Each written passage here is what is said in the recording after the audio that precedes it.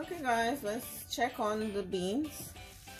Oh my goodness, that looks delicious.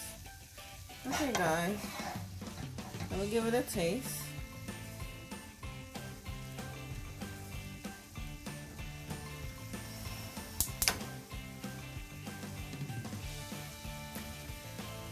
Mmm, this is yummy. Alright, so the beans are done. So I'm going to make my salad. Stay tuned. Okay guys, so here's everything. I'm going to make a plate, a bowl. So I'm going to put all my quinoa in here. This is 1 cup.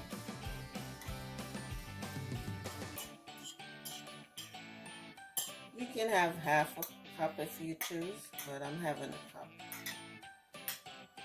Next, you add your black beans. Like I said, the black beans could be 2 servings, but I'm not judging. If you want to eat the whole thing, go right ahead. It's yummy. Next, you add your lettuce.